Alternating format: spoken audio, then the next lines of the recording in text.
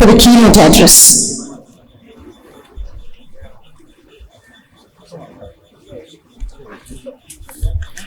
ವೇದಿಕೆ ಮೇಲೆ ಇರುವ ನಮ್ಮ ನೆಚ್ಚಿನ ಸಚಿವರಾದ ಶ್ರೀ ದಿನೇಶ್ ಗುಂಡೂರಾವ್ ಸಾಹೇಬರಿಗೆ ಸ್ವಾಗತ NIMA ಕುಟುಂಬದಿಂದ ಸ್ವಾಗತ ಕೋರುತ್ತಿದ್ದೇನೆ. ಮತ್ತು ವೇದಿಕೆ ಮೇಲೆ ಇರುವ ನಮ್ಮ ಡಿಸ್ಟ್ರಿಕ್ಟ್ ಹೆಲ್ತ್ ಆಫೀಸರ್ ಆದಂತಹ ಡಾಕ್ಟರ್ ಕುಮಾರಸ್ವಾಮಿ ಅವರಿಗೂ ಸ್ವಾಗತ ಕೋರುತ್ತಿದ್ದೇನೆ. ಹಾಗೂ ನಮ್ಮ BAO ಆದಂತಹ ಡಾಕ್ಟರ್ ರೇಣುಕಾದೇವಿ ಮೇಡಮ್ಗೂ ಸ್ವಾಗತ ಕೋರುತ್ತಿದ್ದೇನೆ. ಹಾಗೂ ನಮ್ಮ NIMA ಕುಟುಂಬದ ಅಧ್ಯಕ್ಷರಾದಂತಹ ಸಿದ್ದಪ್ಪ ಸರ್ ಮತ್ತು ಕಾರ್ಯದರ್ಶಿಗಳಾದಂತಹ ರಾಧಿಕಾ ಕಟವಟೆ ಮೇಡಮ್ ಹಾಗೂ ಖಜಾಂಚಿ ಆದಂತಹ ಶ್ರೀನಿವಾಸ್ ಹಾಯತಿ ಸರ್ ಹಾಗೂ KSP ವುಮೆನ್ಸ್ ಫೋರಂನ ಪ್ರೆಸಿಡೆಂಟ್ ಆದ ಪಾರ್ವತಿ ಮೇಡಮ್ ಹಾಗೂ ಸೆಕ್ರೆಟರಿ ಆದಂತಹ ಮಂಗಳಾ ನಾರ್ಕನಿ ಮೇಡಮ್ ಹಾಗೂ ಖಜಾಂಚಿ ಆದಂತಹ ಲಲಿತಾ ರಮೇಶ್ ಮೇಡಮ್ ಸ್ವಾಗತ ಕೋರುತ್ತಿದ್ದೇನೆ. ಹಾಗೂ ವೇದಿಕೆ ಕೆಳಗಿರುವಂತಹ ನನ್ನ ಗುರು ಹಿರಿಯರು ಹಾಗೂ ಕಿರಿಯರು ಸೋದರ ಸೋದರಿಯರಿಗೂ ಸ್ವಾಗತ ಕೋರುತ್ತಿದ್ದೇನೆ. ಸಮಯದ ಅಭಾವದಿಂದಾಗಿ ನನ್ನ ಕೀನೋಟ್ ಅಡ್ರೆಸ್ ಅನ್ನು ಸ್ವಲ್ಪ ಕಡಿತ ಮಾಡ್ಕೊತಿದ್ದೇನೆ.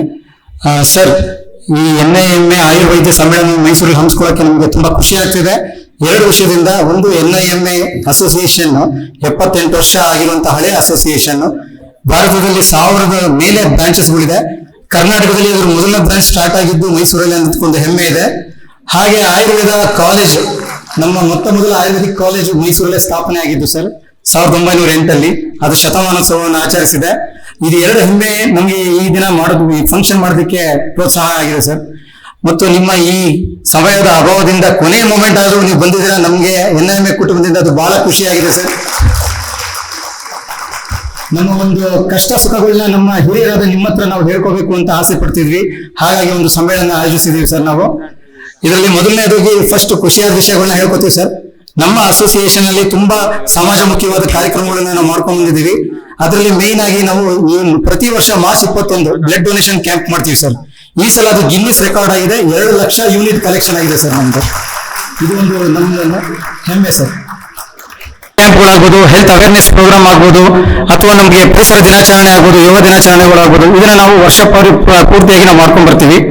ಇದು ನಮ್ಮ ಅಸೋಸಿಯೇಷನ್ ಗರಿಮೆಯ ವಿಷಯ ಸರ್. ಇದು ಈ ಅಸೋಸಿಯೇಷನ್ ಸ್ಥಾಪನೆ ಆಗಿದ್ದು ಮಹಾತ್ಮ ಗಾಂಧೀಜಿಯವರ ಆಲೋಚನೆಯಿಂದ ಸರ್.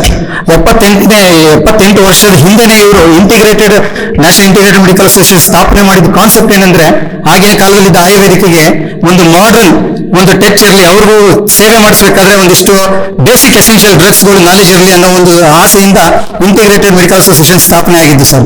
ಇದು 78 ವರ್ಷದಿಂದ ಕಾರ್ಯಮುಖವಾಗಿ ಬರ್ತಾ ಇದೆ. ಅನ್ಯ ರಾಜ್ಯಗಳಲ್ಲಿ ಎಲ್ಲಾ ಕಡೆನೂ ಇಂಟಿಗ್ರೇಟೆಡ್ ಅದರದ್ದು ಚಾಲನೆ ಇದೆ ಸರ್. ಕರ್ನಾಟಕದಲ್ಲೂ ಸ್ವಲ್ಪ ಅದರದ್ದು ತೊಡಕುಗಳಿದೆ, ಅದನ್ನ ನೀವು ಮನವರಿಕೆಯಾಗಿ ಸಲ್ಲಿಸಬೇಕು ಅಂತ ನಾವು ಈ ಸಮಾವೇಶದಲ್ಲಿ ಅನ್ಕೊಂಡಿದ್ದೀವಿ ಸರ್. ನಮ್ಮ ಮೊದಲು ಈಗ BMS ಅನ್ನೋ ಒಂದು ಡಿಗ್ರಿ ಇದೆ ಸರ್. ಇದಕ್ಕೂ ಮೊದಲು BS MS ಅಂತ ಇತ್ತು, ಅದಕ್ಕೂ ಮೊದಲು GCIM ಅಂತ. ಈ ತರ ಕ್ರಮೇಣವಾಗಿ ನಮ್ಮ ಸಿಲೆಬಸ್ಗಳಲ್ಲಿ ಅಪ್ಡೇಟ್ ಆಗ್ತಾ ಬಂತು ಸರ್. ಯಾವಾಗ 1984ರಲ್ಲಿ BSAM ಇತ್ತು, ಆ 3 ವರ್ಷದ ಕೋರ್ಸ್ ಮಾಡಿದ ನಂತರ 1 ವರ್ಷದೊಂದು ಇಂಟಿಗ್ರೇಟೆಡ್ ಕೋರ್ಸ್ ಮಾಡ್ತಿದ್ರು ಸರ್.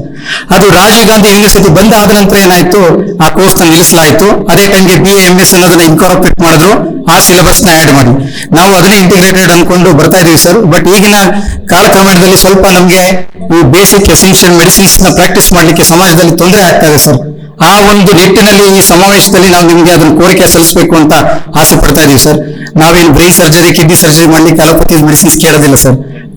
ನಮ್ಮ ಆಯುರ್ವೇದಕ್ ಪ್ರಾಕ್ಟೀಸ್ ಅಲ್ಲಿ ನಮ್ಮ ಆಯುರ್ವೇದನ ಅಪ್ಲಿಫ್ಟ್ ಮಾಡ್ಲಿಕ್ಕೆ ಏನ್ ಬೇಕು ಅದು ಬೇಸಿಕ್ ಎಸೆನ್ಷಿಯಲ್ ಮೆಡಿಸಿನ್ ಕೇಳೋ ಸಲುವಾಗಿ ನಿಮ್ಗೆ ಕೋರಿಕೆ ಸಲ್ಲಿಸ್ತಾ ಇದೀವಿ. ಇದು ಒಂದು ಸರ್. ಮತ್ತೆ ನಮ್ಮ ಆಯುರ್ವೇದ ವೈದ್ಯರು ಬಹಳ ಗೌರ್ಮೆಂಟ್ ಸರ್ವಿಸ್ಗಳನ್ನ ಮಾಡ್ಕೊಂಡ್ ಬಂದಿದ್ದಾರೆ ಸರ್. ಒಂದು RBSK, NIM, NHM 10,000 ಸಂಬಳ ಇತ್ತು ಸರ್ ಅವ್ರಿಗೆ ವರ್ಕ್ ಮಾಡ್ಬೇಕಾದ್ರೆ. ಅವಾಗ ಒಂದು ಗೌರ್ಮೆಂಟ್ ಸೇವೆ ಮಾಡ್ಬೇಕು ಅನ್ನೋ ಒಂದೇ ಮನೋಭಾವನೆ, ಸಂಬಳದ ಬಗ್ಗೆ ಲೆಕ್ಕಿಸದೆ ಬಂದಿದ್ರು ಸರ್ ಅವರು. ಇವತ್ತು ಅವ್ರು 10 ವರ್ಷ ಎಕ್ಸ್ಪೀರಿಯನ್ಸ್ ಆಗಿದೆ. ಆ ಎಕ್ಸ್ಪೀರಿಯನ್ಸ್ ನ ಪರಿಗಣಿಸಬೇಕು ಸರ್ ನೀವು. ಬಟ್ ಅವ್ರನ್ನ ಒಂದು ಆದೇಶ ಬಂದಿದೆ, ಅವ್ರನ್ನ ಮುಕ್ತಿಗೊಳಿಸಬೇಕು ಅನ್ನೋದು, ಅದು ತಡೆ ಹಿಡಿಯಲಾಗಿದೆ. ದಯವಿಟ್ಟು 10 ವರ್ಷ ಎಕ್ಸ್ಪೀರಿಯನ್ಸ್ ಅಂದ್ರೆ ಅದು ಬಹಳ ಮಾತ್ರ ಸರ್. ಮೆಡಿಕಲ್ ಫೀಲ್ಡ್ ಅಲ್ಲಿ, ಪ್ರೈವೇಟ್ ಅಲ್ಲಿ ಆದ್ರೆ ಅದಕ್ಕೆ ತುಂಬಾ ಸ್ಯಾಲರಿ ಎಲ್ಲ ಹೈಕ್ ಆಗೋ ಇರುತ್ತೆ. ನಮ್ಮ ವೈದ್ಯರಿಗೆ ನೀವು ಸೇವಾ ಭದ್ರತೆ ಒದಗಿಸಬೇಕಾಗಿ ನಾವು ಕೇಳ್ಕೊತೀವಿ ಸರ್. ಮತ್ತೆ ಆಯುರ್ವೇದ ಪ್ರೋತ್ಸಾಹ ನೀಡೋ ಸಲುವಾಗಿ ಸರ್, ಈ ಹೇಗೆ ನಮ್ಮಲ್ಲಿ ಬೇರೆ ಕಾರ್ಪೊರೇಟ್ ಸ್ಕೀಮ್ಸ್ಗಳು ಇರ್ಬೋದು, ಇನ್ಶೂರೆನ್ಸ್ ಸ್ಕೀಮ್ಸ್ಗಳು ಇರ್ಬೋದು, ನಾವು ಆಯುರ್ವೇದ ಪಂಚಕರ್ಮ ನಡೆಸುವಂತ ಸೆಂಟರ್ಗಳಿಗೆ ನೀವೊಂದು ಇನ್ಶೂರೆನ್ಸ್ ಸ್ಕೀಮ್ಸ್ಗಳನ್ನ ಮತ್ತೆ ಈ ಕಾರ್ಪೊರೇಟ್ ಸ್ಕೀಮ್ಸ್ಗಳನ್ನ ಅಡಾಪ್ಟ್ ಮಾಡೋದ್ರಿಂದ ನಮ್ಮ ಆಯುರ್ವೇದ ಉತ್ತೇಜನ ಆಗುತ್ತೆ ಸರ್. ಇದೊಂದು ನಿಮ್ಗೆ ಒಂದು ಕೋರಿಕೆ ಸಲ್ಲಿಸ್ತಾ ಇದೀವಿ ಸರ್ ನಾವು. ಮತ್ತೆ ನಮ್ಮ ಸ್ಟೂಡೆಂಟ್ಸ್ಗಳು ವರ್ಷದಲ್ಲಿ 7,500 ಜನ ಗ್ರಾಜುಯೇಟ್ಸ್ ಆಗಿ ಹೊರಗಡೆ ಬರ್ತಾ ಇದ್ದಾರೆ ಸರ್ ಪ್ರತಿ ವರ್ಷ. ಅವ್ರಿಗೆ ಜಾಬ್ಗಳಿಗೆ ಸ್ವಲ್ಪ ಡಿಫಿಕಲ್ಟಿ ಆಗ್ತಾ ಇದೆ. ಈ ತಾಲೂಕು ಮಟ್ಟದಲ್ಲಿ, ಹೋಬಳಿ ಮಟ್ಟದಲ್ಲಿ ಮತ್ತೆ ಜಿಲ್ಲಾ ಮಟ್ಟದಲ್ಲಿ ಅಲೋಪತಿ ತರನೇ ಆಯುರ್ವೇದಿಕ್ ಆಸ್ಪತ್ರೆಗಳನ್ನ ಸ್ಥಾಪನೆ ಮಾಡಿದ್ರೆ ಒಂದು ಜಾಬ್ ಕ್ರಿಯೇಟ್ ಆಗುತ್ತೆ ಸರ್. ಇದು ಒಂದು ಮನವರಿಕೆ ಸರ್. ಮತ್ತೆ ಸರ್ ನಮ್ಮ KPMB ನಮ್ಗೆ ಸ್ವಲ್ಪ ತೊಡಕಾಗ್ತಾ ಇದೆ. ನಮ್ಗೆ ಸರ್ಟಿಫಿಕೇಟ್ ಸಿಗೋದು ಇಶ್ಯೂ ಆಗ್ಬೋದು. ಅದು ನಾವು ಅಧಿಕಾರಿಗಳು ತಪ್ಪು ಅನ್ನಕ್ಕಾಗಲ್ಲ ಸರ್, ಯಾಕೆಂದ್ರೆ ನಮ್ಮ ಜಿಲ್ಲೆಗೆ ಒಬ್ಬರೇ DAO ಇರ್ತಾರೆ. ಅದು ಅಷ್ಟು ಇನ್ಸ್ಪೆಕ್ಷನ್ ಮಾಡಿ ನಂತರ ಆಗ್ಬೇಕಾಗತ್ತೆ. ಹೇಗೆ PHO ಹೇಗಿದ್ರೆ ಹಾಗೆ ನಮ್ಮಲ್ಲಿ ಒಂದು DAO ಅನ್ನೋ ಪೋಸ್ಟ್ ಕ್ರಿಯೇಟ್ ಮಾಡಿದ್ರೆ ತಾಲೂಕು ವೈಸ್ ಇನ್ಸ್ಪೆಕ್ಷನ್ ಮಾಡಿದ ನಂತರ ನಮಗೆ KPMB ಸರ್ಟಿಫಿಕೇಟ್ಗಳು ಬೇಗ ಇಶ್ಯೂ ಆಗ್ಬೋದು. KPMB ತೊಡಕುಗಳಾಗ್ಬೋದು. ಯಾಕೆ ಅಂತ ಹೇಳ್ತಾ ಇದ್ದೀನಿ ಅಂದ್ರೆ ಸರ್, ನಾನು ಎಲ್ಲರನ್ನೂ ಹೇಳ್ತಿಲ್ಲ, ಕೆಲವೊಂದೊಂದು ಫೇಕ್ ಮೀಡಿಯಾಗಳು, ಫೇಕ್ ಸೋಷಿಯಲ್ ಮೀಡಿಯಾಗಳು ಇವರೆಲ್ಲ ನಮ್ಮ ಕ್ಲಿನಿಕ್ಗಳಿಗೆ ಬಂದು ಹರಾಸ್ ಮಾಡೋದು, ಡಾಕ್ಟರ್ಗಳನ್ನ ತುಂಬಾ ಹರಾಸ್ ಮಾಡ್ತಾರೆ. ನ್ಯಾಷನಲ್ ಇಂಟಿಗ್ರೇಟೆಡ್ ಮೆಡಿಕಲ್ ಅಸೋಸಿಯೇಷನ್ ನಿಮ್ಮ ಇದರ ಆಯುರ್ವೈದ್ಯ ಸಮ್ಮೇಳನ 2025 ಅದು ಇವತ್ತಿಲ್ಲಿ ನಮ್ಮ MMC ಪ್ಲಾಟಿನಮ್ ಜೂಬ್ಲಿ ಆಡಿಟೋರಿಯಂನಲ್ಲಿ ನಡೀತಾ ಇದೆ. ಇವತ್ತು ಬೆಳಗ್ಗೆಯಿಂದ ತಾವು ಅನೇಕ ವಿಷಯಗಳ ಬಗ್ಗೆ ಇಲ್ಲಿ ಚರ್ಚೆ ಮಾಡಿದ್ದೀರಾ, ಹಾಗೂ ಹೆಚ್ಚಿನ ಸಂಖ್ಯೆಯಲ್ಲಿ ಅನೇಕ ವೈದ್ಯರೆಲ್ಲ ತಾವೆಲ್ಲ ಸೇರಿದ್ದೀರಾ.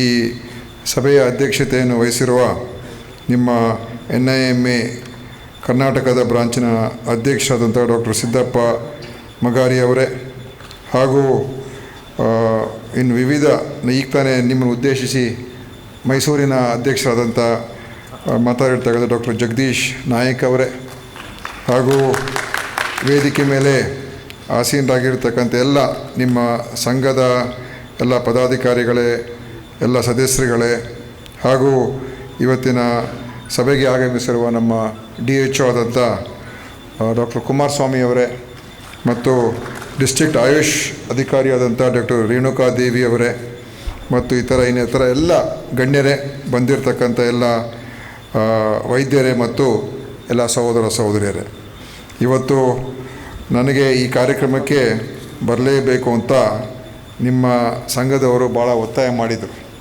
ಮತ್ತು 2-3 ಬಾರಿ ಮನೆಗೆ ಬಂದು ಈ ಡೇಟನ್ನು ಕೂಡ ನಿಗದಿ ಮಾಡಿ ಈ ಕಾರ್ಯಕ್ರಮವನ್ನು ಅವ್ರು ಮಾಡಿದರು. ಅದಕ್ಕೆ ನನಗೆ ಸ್ವಲ್ಪ ಒತ್ತಡ ಇತ್ತು, ಇವತ್ತು ಬರೋದಕ್ಕಾಗುತ್ತೋ ಇಲ್ವೋ ಅಂತ ಅಂದ್ಕೊಂಡಿದ್ದೆ. ಆದರೆ ಒಂದು ಮಾತು ಕೊಟ್ಟಿದ್ದೆ ಅಂಥೇಳಿ, ಮತ್ತು ಆಯುಷ್ಗೆ ನಾವು ಸಹಕಾರ ಕೊಡಬೇಕು, ಆ ದೃಷ್ಟಿಯಿಂದ ಇವತ್ತು ನಾನು ಹಲವಾರು ಬೇರೆ ಕಾರ್ಯಕ್ರಮಗಳಿದ್ದರೂ ಕೂಡ ಬಂದಿದ್ದೀನಿ ಮತ್ತು ಭಾಳ ಸಂತೋಷ ಆಗ್ತಾಯಿದೆ ನಿಮ್ಮ ಜೊತೆಯಲ್ಲಿ ಈ ಕಾರ್ಯಕ್ರಮದಲ್ಲಿ ಭಾಗವಹಿಸಿರುವಂಥ ಒಂದು ಸಂದರ್ಭ ಸಿಕ್ಕಿರುವಂಥದ್ದು. ಈಗ ತಾನೇ ನಮ್ಮ ಡಾಕ್ಟರ್ ಜಗದೀಶ್ ನಾಯಕ್ ಅವರು ಹೆಚ್ಚು ಸಮಯ ತೆಗೆದುಕೊಳ್ಳದೇನೆ ಅವರೆಲ್ಲ ವಿಷಯಗಳನ್ನು ಅವರು ಪ್ರಸ್ತಾಪ ಮಾಡೋಕ್ಕೆ ಪ್ರಯತ್ನ ಮಾಡಿದ್ದಾರೆ, ಮತ್ತು ಅವರ ಎದುರಿಸ್ತಾ ಇರತಕ್ಕಂಥ ಸಮಸ್ಯೆಗಳ ಬಗ್ಗೆಯೂ ಕೂಡ ಅವರು ಹೇಳಿದ್ದಾರೆ. ಯಾವುದೇ ಒಂದು ಕ್ಷೇತ್ರ, ಆ ಕ್ಷೇತ್ರದಲ್ಲಿ ಏನಾದರೂ ಒಂದು ಸಮಸ್ಯೆ ಇರ್ತದೆ. ಇವತ್ತು ಆಯುಷ್ಗೆ ಅವ್ರದ್ದೇ ಆದಂಥ ಸಮಸ್ಯೆ ಇರ್ತದೆ, ಅಲೋಪತಿಯವ್ರದ್ದು ಅವ್ರದ್ದೇ ಆದಂಥ ಸಮಸ್ಯೆಗಳಿರ್ತದೆ. ಎಲ್ಲ ರೀತಿಯ ಯಾವುದೇ ಕ್ಷೇತ್ರ ತಗೊಳ್ಳಿ, ಅದರಲ್ಲಿ ಏನಾದರೂ ಒಂದು ತೊಡಕುಗಳು, ತೊಂದರೆಗಳು ಮತ್ತು ಆಗಬೇಕಾಗಿರುವಂಥ ಕ್ರಮಗಳು, ಅದರಲ್ಲೂ ಸರ್ಕಾರದ ಮಟ್ಟದಲ್ಲಿದ್ದಾಗಂತೂ ಏನಾದರೂ ನಿಯಮಗಳು ಇದೆಲ್ಲ ಕೂಡ ಸರಿಯಾಗಿ ಹೋಗ್ತಕ್ಕಂಥದ್ದಕ್ಕೆ ಮತ್ತು ಸರಿ ಮಾಡಿಸ್ತಕ್ಕಂಥದ್ದಕ್ಕೆ ಅವಕಾಶ ಇದ್ದೇ ಇರುತ್ತೆ. ಮತ್ತು ಸರ್ಕಾರ ಮಟ್ಟದಲ್ಲಿ ಸರ್ಕಾರದಲ್ಲಿ ಕೆಲಸ ಮಾಡ್ತಾ ಇರ್ತಕ್ಕಂಥ ಯಾರು ಇರ್ತಾರೆ, ನೌಕರರಿರ್ಬೋದು, ಅಧಿಕಾರಿಗಳಿರ್ಬೋದು, ಅವ್ರದ್ದು ಖಂಡಿತವಾಗಿಯೂ ಯಾವುದೇ ಇಲಾಖೆ ತೆಗೆದುಕೊಳ್ಳಿ, ಅದು ಎಲ್ಲ ಕಡೆ ಏನಾದರೂ ಒಂದು ಇದ್ದೇ ಇರ್ತದೆ. ನಮ್ಮನ್ನು ರೆಗ್ಯುಲರೈಸ್ ಮಾಡಿ, ನಮಗೆ ಪರ್ಮನೆಂಟ್ ಮಾಡಿ, ನಮಗೆ ಪ್ರಮೋಷನ್ ಕೊಡಿಸಿ, ನಮಗೆ ವೇತನ ಹೆಚ್ಚು ಮಾಡಿ, ಮತ್ತು ಈ ಥರದ್ದೆಲ್ಲ ಸರ್ಕಾರ ಒಂದು ಸರ್ಕಾರಿ ಸಂಸ್ಥೆಗಳಲ್ಲಿ ಇದೆಲ್ಲ ಇರುವಂಥದ್ದೇ. ಆದ್ದರಿಂದ ಅದನ್ನು ಆದಷ್ಟು ಮಟ್ಟಿಗೆ ನಾವು ಸರಿಪಡಿಸ್ತಕ್ಕಂಥ ಒಂದು ಕ್ರಮವನ್ನು ಮಾಡೋದಕ್ಕೆ ನಾವು ಪ್ರಯತ್ನ ಮಾಡಬೇಕಾಗ್ತದೆ. ಈಗ ನಾವು ನಮ್ಮ ಇಲಾಖೆಯಲ್ಲಿ ಈಗ ಈ ವರ್ಗಾವಣೆಯಲ್ಲೂ ಕೂಡ ನಾವು ಏನು ಕಾನೂನು ಪ್ರಕಾರ ಕೌನ್ಸಿಲಿಂಗ್ ಪ್ರಕಾರ ಮಾಡಬೇಕು ಅಂತಲೇ ನಾವು ತೀರ್ಮಾನ ಮಾಡಿ, ಹೋದ ವರ್ಷನೇ ತೀರ್ಮಾನ ಮಾಡಿ ಅದು ಕೆಲವರೆಲ್ಲ ಕೋರ್ಟ್ಗೆಲ್ಲ ಹೋಗಿ ಸ್ವಲ್ಪ ತಡ ಮಾಡಿದ್ದಾರೆ. ಆದರೆ ಮತ್ತೊಮ್ಮೆ ಈ ವರ್ಷ ನಾವು ಎಲ್ಲ ವರ್ಗಾವಣೆಗಳನ್ನು ಕೌನ್ಸಿಲಿಂಗ್ ಮುಖಾಂತರ ಮಾಡ್ತಕ್ಕಂಥದ್ದಕ್ಕೆ ನಾವು ಕ್ರಮ ತಗೊಂಡಿದ್ದೀವಿ. ಅಂದರೆ ಯಾರಿಗೆ ಕೇವಲ ಹೆಚ್ಚು ಏನು ಇನ್ಫ್ಲೂಯೆನ್ಸ್ ಇರ್ತದೆ ಮತ್ತು ಬೇರೆ ಬೇರೆ ರೀತಿಯಲ್ಲಿ ಒಳ್ಳೊಳ್ಳೆ ಸ್ಥಾನಗಳಿಗೆ ಹೋಗ್ತಕ್ಕಂಥ ಒಂದು ಅವಕಾಶ ಇರ್ತದೆ, ಅದನ್ನು ಹೋಗಲಾಡಿಸ್ಬೇಕು ಅಂತ. ಆದ್ದರಿಂದ ಇವತ್ತು ಅದೇ ರೀತಿಯಾಗಿ ಆಯುಷಲ್ಲೂ ಕೂಡ ನಾವು ಅದೇ ಪ್ರಕಾರನೇ ಈ ಯಾವುದೇ ಒಂದು ಹಸ್ತಕ್ಷೇಪವಿಲ್ಲದೆ ಅವರಿಗೆ ವರ್ಗಾವಣೆ ನೀತಿಯನ್ನು ತರ್ತಕ್ಕಂಥದ್ದು ಕೂಡ ನಾವು ಮಾಡ್ತೀವಿ. ಅದರಿಂದ ಖಂಡಿತವಾಗಿಯೂ ಯಾರು ಕೆಲಸ ಮಾಡ್ತಾರೆ ಕೆಲವರಿಗೆ ಅನಾನುಕೂಲ ಆಗ್ಬೋದು, ಅದೇ ಭಾಳಷ್ಟು ಜನರಿಗೆ ಅನುಕೂಲ ಆಗ್ತದೆ ಅಲ್ವಾ, ಅದನ್ನು ಮಾಡೋದಕ್ಕೆ ಹೊರಟಿದ್ದೀವಿ. ಅದೇ ರೀತಿ ಆಯುಷ್ಗೆ ಮತ್ತು ಯಾರು ಇದರಲ್ಲಿ ಕೆಲಸ ಮಾಡ್ತಾ ಇದ್ದಾರೆ ಅದು ನಮ್ಮ ಒಂದು ವ್ಯವಸ್ಥೆಯಲ್ಲಿ ಹೆಚ್ಚು ಪರಿಣಾಮಕಾರಿಯಾಗಿ ಉಪಯೋಗ ಮಾಡಬೇಕು ಅಂತ ನಮ್ಮ ಉದ್ದೇಶ ಕೂಡ ಇದೆ. ಈಗ ಕೆಲವು ಕಡೆ ನಮ್ಮ ತಾಲೂಕು ಆಸ್ಪತ್ರೆಗಳಲ್ಲಿ, ಜಿಲ್ಲಾ ಆಸ್ಪತ್ರೆಗಳಲ್ಲಿ ನನಗಾಗಲೇ ಮೊನ್ನೂ ಕೂಡ ಹೇಳ್ತಾ ಇದ್ದೀವಿ, ಎಲ್ಲ ನಮ್ಮ ಈಗ ತಾಲೂಕು ಆಸ್ಪತ್ರೆಯಲ್ಲಿ ಆಯುಷಿನ ಒಂದು ಸೇವೆಗಳನ್ನು ನಮ್ಮ ತಾಲೂಕು ಆಸ್ಪತ್ರೆಗಳು ಕೂಡ ಸಿಗುವಂಥದ್ದು ಆಗಬೇಕು. ಅವದೇ ಬೇರೆ ಆಸ್ಪತ್ರೆ, ನಮ್ಮದೇ ಬೇರೆ ಆಸ್ಪತ್ರೆ ಅದಾಗೋದು ಬೇಡ. ಅಥವಾ ಜಿಲ್ಲಾ ಆಸ್ಪತ್ರೆಯಲ್ಲಿ ತಾಲೂಕು ಆಸ್ಪತ್ರೆ ಒಂದು 5 ಬೆಡ್ಡು 10 ಬೆಡ್ಡು, ಜಿಲ್ಲಾ ಆಸ್ಪತ್ರೆ ಒಂದು 20 ಬೆಡ್ಡು, ಈ ಥರ ನಾವು ಆಯುಷ್ ಸೇವೆಗಳನ್ನು ನೀಡುವಂಥದ್ದಕ್ಕೆ ಮತ್ತು ಈ ಪಂಚಕರ್ಮ ಸೇವೆಗಳನ್ನು ನೀಡ್ತಕ್ಕಂಥದ್ದು ಕೂಡ ಕ್ರಮ ತಗೊಳ್ಬೇಕು ಅಂತ ನಾವು ಆ ಒಂದು ನಿಟ್ಟಿನಲ್ಲಿ ಯೋಚನೆ ಮಾಡ್ತಾ ಇದ್ದೀವಿ. ಸೊ ಈ ಥರ ನಾವು ಮತ್ತು ನಮ್ಮ ಪ್ರೈಮರಿ ಹೆಲ್ತ್ ಸೆಂಟರ್ಸಲ್ಲೂ ಕೂಡ ಅಲ್ಲಿ ಆಯುಷ್ ಡಾಕ್ಟರ್ಸ್ನು ನಮ್ಮ ಮೆಡಿಕಲ್ ಆಫೀಸರ್ಸ್ ಏನಿರ್ತಾರೆ ಅವ್ರ ಜೊತೆಯಲ್ಲಿ, ಯಾಕೆಂದರೆ ಅಲ್ಲಿ ಅವರ ಸೇವೆಯನ್ನು ಉಪಯೋಗಿಸ್ಕೊಳ್ಬೋದು ಅಂತಲೂ ಕೂಡ ನಾವು ಒಂದು ಯೋಚನೆ ಮಾಡ್ತಾ ಇದ್ದೀವಿ. ಈಗ ಒಬ್ಬರು ಮೆಡಿಕಲ್ ಆಫೀಸರ್ ಇದ್ದರೆ ಅವ್ರ ಜೊತೆ ಒಬ್ಬರು ಅಥವಾ ಇಬ್ಬರು ಆಯುಷ್ ಡಾಕ್ಟರ್ಸ್ ಇದ್ದರೆ ಅದು ಆ ಪ್ರೈಮರಿ ಹೆಲ್ತ್ ಸೆಂಟರ್ ಕೂಡ ಅನುಕೂಲ ಆಗ್ತದೆ. ಸೊ ಆ ರೀತಿಯಾದಂಥ ಯೋಚನೆಯನ್ನು ಕೂಡ ನಾವು ಈಗ ಚರ್ಚೆಯಲ್ಲಿದ್ದೀವಿ ಮತ್ತು ಒಂದು ಹಂತಕ್ಕೆ ಬಂದಿದೆ ಅದು ಈ ಥರ ತೀರ್ಮಾನಗಳು. ಎಲ್ಲ ಪ್ರೈಮರಿ ಹೆಲ್ತ್ ಸೆಂಟರ್ಸ್ ಅಲ್ಲ, ಎಲ್ಲಿ ಹೆಚ್ಚು ಲೋಡ್ ಇರ್ತದೆ, ಎಲ್ಲಿ ಹೆಚ್ಚು ಅಲ್ಲಿ ಜನ ಬರೋದು ಹೋಗೋದು ಇರ್ತದೆ ಅಂಥೇಳಿ ಅದನ್ನು ಬ್ಲಾಕ್ ಪಬ್ಲಿಕ್ ಹೆಲ್ತ್ ಯೂನಿಟ್ ಅಂತ ಮಾಡಿ ಅಲ್ಲಿ ಒಂದಿಬ್ಬರು ಅಥವಾ ಒಬ್ಬರು ಮೆಡಿಕಲ್ ಆಫೀಸರ್ ಇದ್ದರೆ ಅವ್ರ ಜೊತೆಲಿ ಒಂದು 2 ಅಥವಾ 3 ಜನ ಆಯುಷ್ ಡಾಕ್ಟರ್ಸ್. ಸೊ ಹೆಚ್ಚು ಸೇವೆಗಳು ನೀಡುವಂಥದ್ದು ಅವಕಾಶ ಆಗ್ತದೆ ಮತ್ತು ಜನರಿಗೆ ಒಂದು ಸೆಂಟ್ರಿಗೆ ಬಂದಾಗ ಡಾಕ್ಟರ್ ಜೊತೆ ಮಾತಾಡ್ಕೊಂಡು ಹೋಗುವಂಥ ಒಂದು ಫೆಸಿಲಿಟಿ ಕೂಡ ಆಗ್ತದೆ. ಆದರೆ ಖಂಡಿತ ಒಂದೇನಂತ ಹೇಳಿದ್ರೆ ಸಮಸ್ಯೆ ನಮ್ಮ ಏನು ಅಲೋಪತಿ ಡಾಕ್ಟರ್ಸ್ ಅವ್ರು ಹೇಳುವಂಥದ್ದು, ಆಯುಷ್ ಅವರು ನಮ್ಮ ಔಷಧಿಗಳೆಲ್ಲ ಪ್ರಿಸ್ಕ್ರೈಬ್ ಮಾಡ್ತಾರೆ ಅಂತ. ಅಂದರೆ ಏನು ಸಿಂಪಲ್ ಆಗಿರುವಂಥ ಡ್ರಗ್ಸ್, ಅದು ಏನು ಪೇನ್ ಕಿಲ್ಲರ್ಸ್ ಇರ್ಬೋದು, ಆ್ಯಂಟಿಬಯೋಟಿಕ್ಸ್ ಇರ್ಬೋದು, ಪ್ಯಾರಾಸಿಟಮಾಲ್ ಇರ್ಬೋದು, ಈ ಥರದ್ದೆಲ್ಲ ಪ್ರಿಸ್ಕ್ರೈಬ್ ಮಾಡ್ತಾರೆ ಅಂತ ಹೇಳುವಂಥದ್ದು ಕೂಡ ಇದೆ.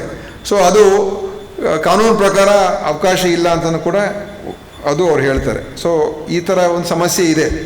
ಸೊ ಆಯುಷ್ ಅವರು ಆಯುಷ್ ಮಾತ್ರ ಮಾಡಬೇಕು ಅಂತ ಅವ್ರು ಹೇಳುವಂಥದ್ದು. ಆದರೆ ನೀವು ಹೇಳ್ತಾ ಇರೋದು ನಾವು ಅದೆಲ್ಲ ಕಲ್ತಿದ್ದೀವಿ, ನಮಗೆಲ್ಲ ಎಕ್ಸ್ಪೋಜರ್ ಸಿಕ್ಕಿದೆ, ನಾವು ಅದನ್ನು ಕೊಟ್ಟಾಗ ಅಂತಿಮವಾಗಿ ಅದು ಆ ಒಂದು ರೋಗಿಗೇ ಅನುಕೂಲ ಆಗುತ್ತೆ ಹೊರತು ಬೇರೆ ಏನೇನಿಲ್ಲ, ಹೇಗೋ ನಮ್ಮ ಹತ್ರ ಬಂದಿರ್ತಾರೆ ಅಂತ ನಿಮ್ಮ ವಾದ ಇದೆ.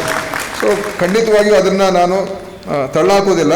ಆದರೆ ಇದು ಇನ್ನೂ ಸ್ವಲ್ಪ ನಾವು ಸೂಕ್ಷ್ಮವಾಗಿ ನೋಡಬೇಕಾಗ್ತದೆ. ಯಾಕಂದರೆ ನಮ್ಮ ಇಲ್ಲಿ DH ನನ್ನ ಕಡೆ ನೋಡ್ತಾ ಇದ್ದಾರೆ, ಏನು ಹೇಳ್ತೀನಿ ನಾವು ಅಂತ ಅಲ್ವಾ, ಅವರು ನೋಡ್ತಾ ಇದ್ದಾರೆ. ಸೊ ಸಿಲೆಬಸ್ ಇರ್ತದೆ, ಓದಿರ್ತೀರಾ, ಎಲ್ಲ ಇದೆ. ಅದಕ್ಕೆ ನಾನೇ ಈಗ ಏನು ಮಾಡ್ಬೋದು ಅಂತ ಈಗ ನಾವು ಯೋಚನೆ ಮಾಡೋಣ. ಈಗ RBSK ಟೀಮ್ RBSKದು ಅದೇ ಥರ ಆಯಿತು. ಮೊನ್ನೆ RBSKನ ನಾವು ಅಲ್ಲಿ MBBS ಡಾಕ್ಟರ್ಸೇ ಕಳಿಸ್ಬೇಕು ಅಂತ ಒಂದು ತೀರ್ಮಾನ ಮಾಡಿದ್ದು. ಆಮೇಲೆ ಅವರೆಲ್ಲ ಬಂದು ನಮಗೆಲ್ಲ ಹೇಳಿದ್ರು. ಆಮೇಲೆ ಅದನ್ನು ತೀರ್ಮಾನ ಮಾಡಿ ಅದನ್ನು ತಡೆ ಹಿಡ್ದಿದ್ದೇವೆ ಮತ್ತು ಆ ತೀರ್ಮಾನದಿಂದ ವಾಪಸ್ ಬಂದಿದ್ದೀವಿ. ಆ ತೀರ್ಮಾನ ಇನ್ನು ಮುಂದುವರಿಸೋದಿಲ್ಲ. ಈಗ ಯಾರಿದ್ದಾರೆ RBSK ಅವರು, ಯಾರು ಆಯುಷ್ ಡಾಕ್ಟರ್ಸ್ ಇದ್ದಾರೆ ಅವರೇ ಮುಂದುವರಿತಾರೆ, ನಾವು ಅವ್ರಿಗೆ ತೆಗಿತಾ ಇಲ್ಲ. ಆಯಿತಾ, ಅದ್ರ ಬಗ್ಗೆ ಯಾರು ಯೋಚನೆ ಮಾಡೋದು ಬೇಕಾಗಿಲ್ಲ. ಆದರೆ ಮುಂದೆ ಯಾವ ರೀತಿಯಾಗಿ ಇಂಟಗ್ರೇಟೆಡ್ ಅಪ್ರೋಚ್ ಅಂತ ಇದೆ. ಇಂಟಗ್ರೇಟೆಡ್ ಅಪ್ರೋಚ್ ಅಂತ ಹೇಳಿದ್ರೆ ಎಲ್ಲ ಒಂದು ಏನು ಅಲೋಪತಿ ಇರ್ಬೋದು, ಆಯುರ್ವೇದ ಇರ್ಬೋದು, ಹೋಮಿಯೋಪತಿ ಇರ್ಬೋದು, ಯುನಾನಿ ಇರ್ಬೋದು, ಇನ್ನೊಂದು ಇರ್ಬೋದು, ಪ್ರತಿಯೊಂದರಲ್ಲೂ ಕೂಡ ಕೆಲವು ಒಳ್ಳೆಯ ಅಂಶಗಳಿದ್ದೇ ಇರ್ತದೆ. ಸೊ ಹೇಗೆ ಅದನ್ನು ನಾವು ಎಲ್ಲವನ್ನು ಕೂಡ ಒಗ್ಗೂಡಿಸ್ಕೊಂಡು ಜನರಿಗೆ ಅದನ್ನು ಒಂದು ಒಳ್ಳೆಯ ರೀತಿಯಾಗಿ ಮತ್ತು ಪಾರದರ್ಶಕವಾದಂಥ ರೀತಿಯಲ್ಲಿ ಅವರಿಗೆ ಆ ಸೇವೆ ಸಿಗುವಂಥದ್ದು ಆಗಬೇಕು.